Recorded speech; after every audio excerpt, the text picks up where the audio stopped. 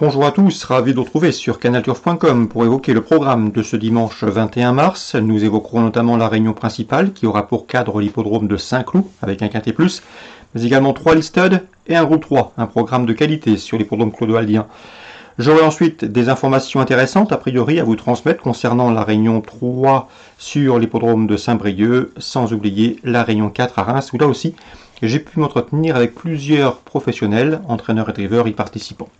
On commence par le quintet à Saint-Cloud. Mon préféré sera le numéro 3, Baracattle, qui s'est classé deuxième d'un quintet sur la PSF de Chantilly en début de mois. Le cheval a également des références à faire valoir en terrain lourd.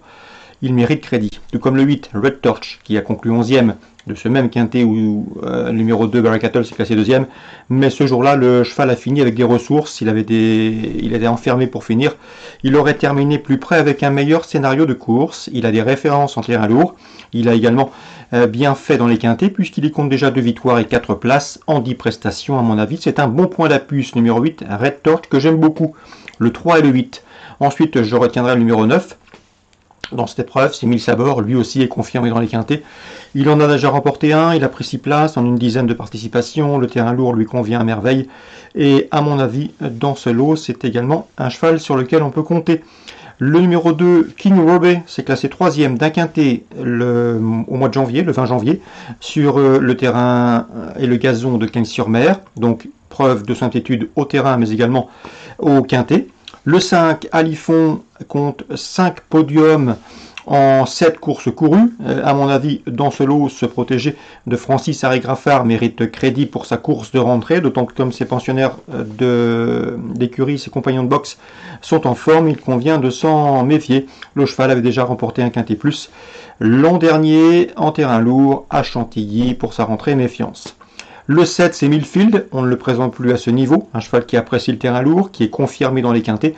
Il en a déjà disputé une trentaine, si j'ai bien vu, il va participer à son 36e événement, à son 36e quintet, il y compte déjà 2 victoires et 17 places, une expérience qui lui mettra à profit pour faire l'arrivée ici. Le 14, dans cette épreuve, c'est Isanjo, à mon avis c'est un bel outsider dans ce lot. Le cheval vient d'effectuer une bonne course de rentrée après une longue absence. Il a été arrêté au mois de juin. Il a fait sa rentrée au mois de février, 3e. Le lourd ne le dérange pas. C'est un bel outsider. Attention également numéro 10 dans cette épreuve, c'est Bonarda qui vient de s'adjuger un handicap courant en février. Elle a été remontée de 3 kg, mais conserve son mot à dire pour une place. Résumé chiffré pour ce quintet de Saint-Cloud dimanche 21 mars. 3, 8, 9, 2, 5, 7, 14 et 10 en cas de partant. Je citerai le numéro 4, l'Arnaud, un cheval confirmé également dans les handicaps. Je vous le disais, 3 listed, un groupe 3. Le groupe 3, c'est le prix Exbury. Dans cette épreuve, j'aime beaucoup le 501 Scaletti. C'est le cheval de classe de la course. Sachez qu'il a remporté 2 fois le prix de l'Art, les 2 dernières éditions du prix de l'Art. Il a également pris la 2e place des Champion Stakes courant octobre à Ascot, outre-Manche. Il a couru ensuite le Hong Kong Cup, c'est un cheval de qualité. Le lot est dans ses cordes, s'il est suffisamment affûté et suffisamment prêt, il va lutter pour la victoire. On lui posera le 6 Écrivain, qui avait couru le Jockey Club l'an dernier et qui a effectué une course de rentrée victorieuse à Chantilly. Attention également au numéro 4 Atim, qui lui a fait plein de confiance cet hiver à Cagnes-sur-Mer où il a signé 2 probants succès. Il profite de sa forme pour s'essayer au niveau groupe 3. Donc le 1, le 6 c'est le 4, mes 3 préférés. Ensuite, pour un éventuel couplet, on peut associer le 7 Grand Glory. Une pouliche de qualité, elle a remporté le prix de Flore sur cette piste au mois de octobre l'an dernier. Concernant Saint-Brieuc en Réunion 3, j'ai pu m'entretenir avec Claudie Fougère. Il aura 2 partants. Il est surtout confiant avec le 208, Harry de Mianet, qui vient de bien gagner sur la piste d'Argentan. Confirmation attendue. Le cheval est un bon droitier, il est en forme et sera pieds nus. Il peut faire afficher une belle cote dans le trio. On lui posera le 4 Handsome de Well qu'il convient de racheter. Concernant la 3e, attention au 8 Gaz Vipia. La dernière fois, elle s'est classée 3e, mais son jockey a manqué son départ ce jour-là. Il s'est retrouvé avec les chevaux des 25 mètres, avec une meilleure mise en jambe. Il aurait lutté pour la victoire, c'est une évidence, au dire de son entraîneur. 308 Gaz du Pilla, cheval sûr, cheval régulier, qui doit une nouvelle fois terminer sur le podium. Le cheval de classe de la course, à mon avis, c'est le 7 Goutier Céleste, qui vend l'autre ce genre, qui n'est pas toujours très sage, mais s'il reste dans de bonnes allures, il va s'imposer. Donc le 307, pour les non cardiaques, à mon avis, ce sera premier ou disqualifié. Le 8 Galbupia, plus simple pour les jeux trio et pour les bases. Au 25 mètres, le 11, Fighter Kiss ne manque pas de moyens, il peut prendre une place. Concernant le 12, c'est Gladys du Cèdre. Je me suis entretenu avec son entraîneur Jean-Pierre Thomas. Il est confiant sans plus, il vise une petite place, guère mieux. La jument était décevante lors de ses dernières sorties. Un Jean-Pierre Thomas qui est beaucoup plus confiant dans la 7e avec le 705 Flèche du Cèdre, qui fait face à un bel engagement au premier poteau, qui devrait pouvoir en tirer profit. Elle devrait s'expliquer à Flèche du Cèdre avec numéro 4, Fidelio Bello, qui a remporté 5 de ses 6 derniers parcours. Le cheval est en constant progrès et ne devrait pas s'arrêter en si bon chemin. Donc la 7e, le 5 et le 4. Concernant Vincent Seguin, il présente le 12 Étoile du Perche, c'est la plus riche du lot, c'est une bonne jument, elle est en forme, mais attention, elle rend la distance et son objectif est ailleurs. Elle prépare notamment les prochaines étapes du Trophée Vert, elle est à l'aise sur l'herbe et elle sera pieds nus lorsqu'elle évoluera sur l'herbe ici. Elle se produira ferrée.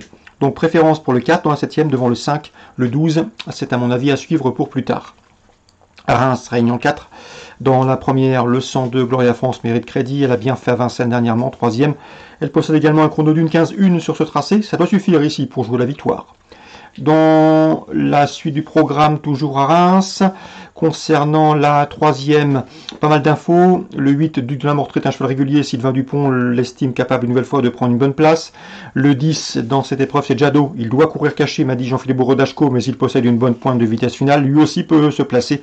Ce sont des opposants valables pour le 9 dans cette épreuve, ou encore pour le 12 dans cette compétition, le 12, qui lors Domino de l'Arrêt, qui lors de ses 3 dernières sorties a enregistré 3 podiums. Concernant Eddy Duvivier, il est revenu au mieux après des ennuis de santé. En atteste sa récente 2e place obtenue il y a de cela une semaine sur l'hippodrome de Caen. Donc course ouverte, mais les infos sont nombreuses, 8, 10, 9, 12 pour d'éventuels couplets trio.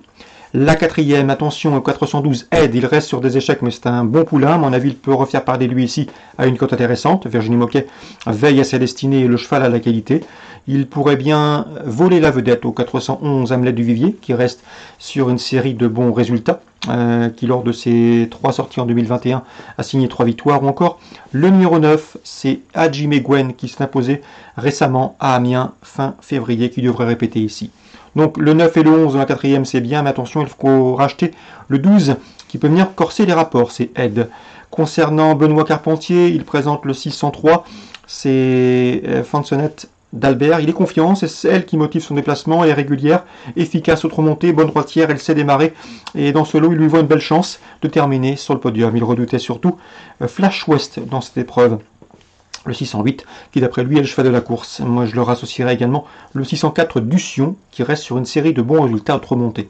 Donc dans la 6e à Reims, Réunion 4, on fera confiance dans l'ordre du programme au 3, au 4 et au 8. Excellent dimanche à tous. Si ce programme vous a plu, n'hésitez pas à le liker, à le faire partager. Quoi qu'il en soit, nous on se retrouve très bientôt sur canalturf.com bien sûr.